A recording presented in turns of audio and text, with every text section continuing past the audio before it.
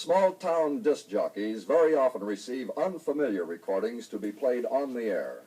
Here's a case in point where a hillbilly disc jockey received an album of records from Gigi, which stars Maurice Chevalier and Hermione Gingold. And here's a nice-looking record package in from New York. We ain't heard it yet. It looks like the one that's going to be a good one. It's featuring that Maurice French Chevalier and then Herman Gingold in songs from Gidgy. Now stay tuned to America's favorite penal program, What's My Line?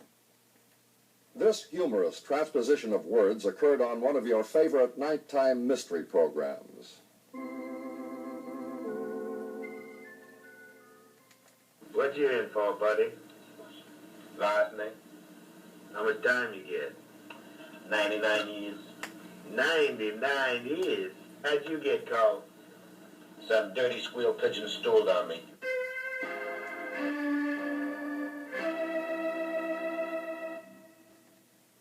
Radio and television studios are carefully locked when programs are on the air.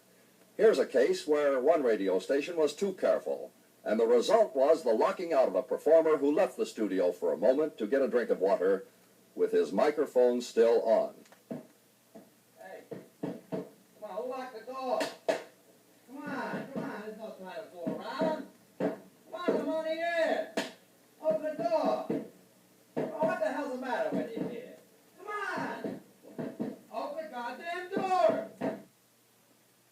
The fabulous Davy Crockett fad was climaxed with this announcement. Calling all parents, calling all kids, here's your chance to buy a Davy Crockett bed. Yes, friends, Hunt's Furniture Store has Davy Crockett beds.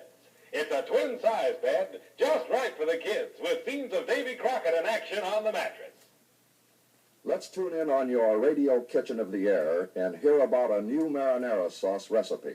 For a heavenly Italian dinner that your entire family will enjoy, try Chef Boyardi's marijuana sauce. Here's how the governor of the Virgin Islands was inadvertently introduced to a radio audience. And now, ladies and gentlemen of the radio audience, it gives me a great pleasure to introduce you to the Virgin of Governor's Island.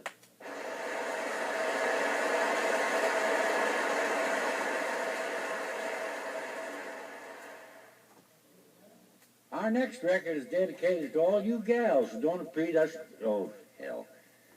Our next record is dedicated to all you gals who don't appreciate. Our next record is dedicated to all you gals who don't appreciate us men enough. A hard man is good to find. I mean, a good man is hard to find. The speed with which radio and television receive special bulletins from the various wire services leaves little time for proper rehearsal, as evidenced by this newsworthy item. And here's a further bulletin about the train wreck, the news of which has just reached the station. According to latest reports, more than a score of passengers suffered injuries near Carrollton, Missouri. The train was a Santa Fe chafe streamline. Oh, I give up. You'll hear more news about this derailment later at 7 p.m. We return you now to our regularly scheduled program. Damn, I wish they'd get me the copies of these damn programs sooner. So go to your neighborhood movie and see Frankenstein, starring Boris Karloff in a chiller-diller that is guaranteed to make your end stand on hair. That is, to make your end stand up. After her apprehension by local authorities, Miss Ellen Benson was confined to a menstrual institution for an indefinite period.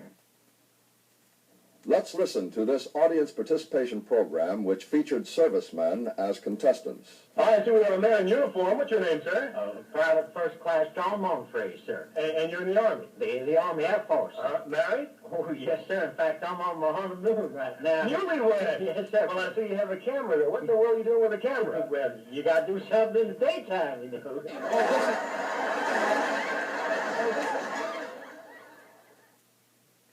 In radio, complete silence usually indicates something technically wrong at the studio. Here's a case where the engineer became panicked by an unforeseen silence. His death is a severe loss to me personally, and to the community at large, which he served so well and faithfully.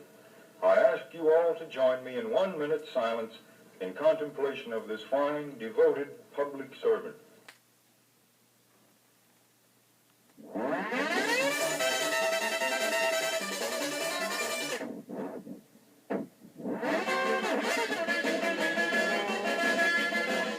Herman, what the hell is going on here? We're supposed to be broadcasting a funeral. Now here's another time check, 7:35 a.m.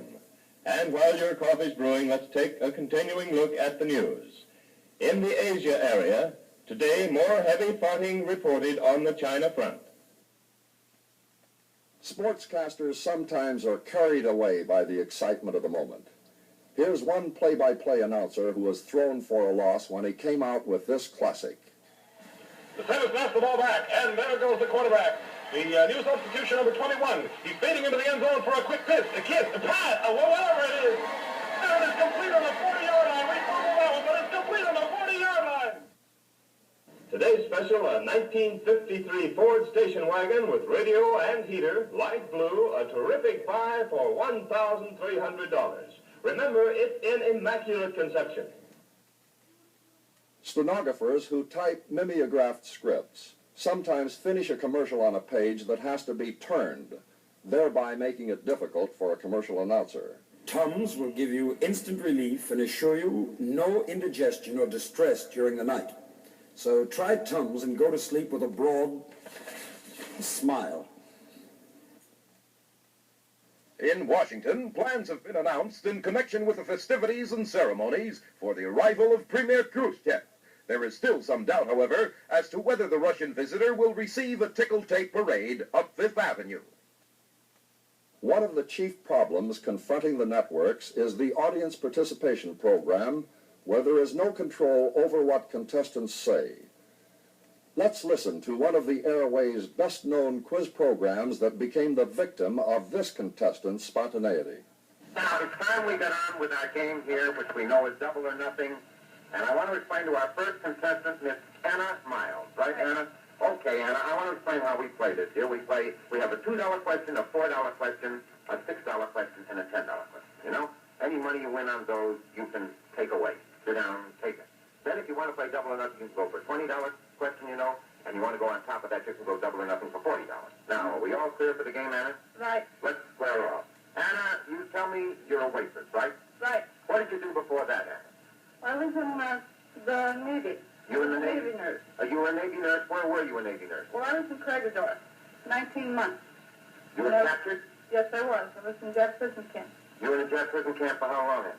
Well, I was there the whole 19 months, and the 3 months, the first 3 months we were in, we wasn't bothered. Mm-hmm. But then after that, rather, our crew was certainly bothered. Gee, I'd rather see you win here today than anybody else up there, I swear. I'd like to.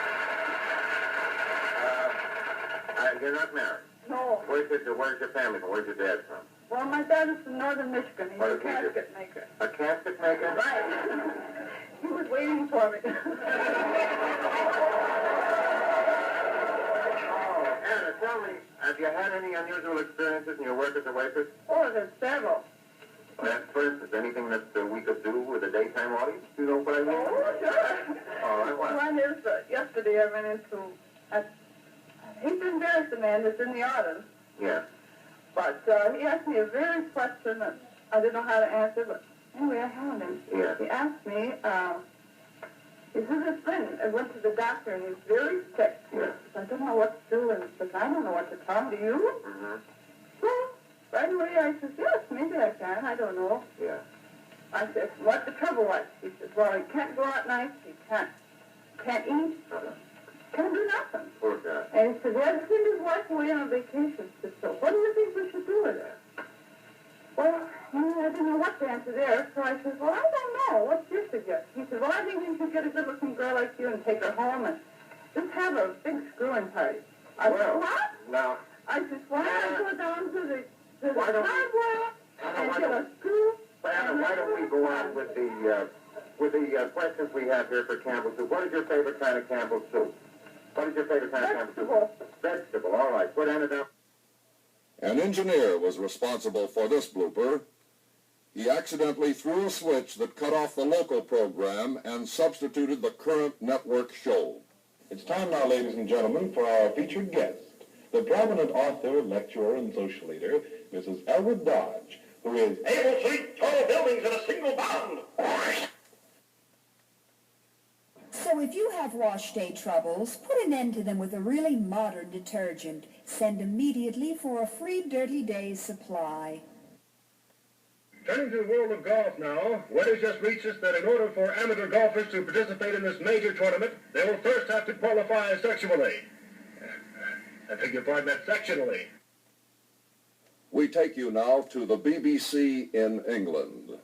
Hollywood stars, as well as those here in London, are usually faced with the problem of losing weight before starting a new picture. But not in the case of the talented Shelley Winters, who in her latest picture, The Diary of Anne Frank, found that she had to gain 53 pounds. When asked how this was done, she replied she had to go on a very strict high colonic diet. Oh, mercy. And now we have a very attractive young lady here at our microphones. What's your name? Mrs. Renee Robertson. And what are you doing in town? I'm on my honeymoon. Your honeymoon. Well, are you enjoying it? Oh, I'm enjoying every inch of it.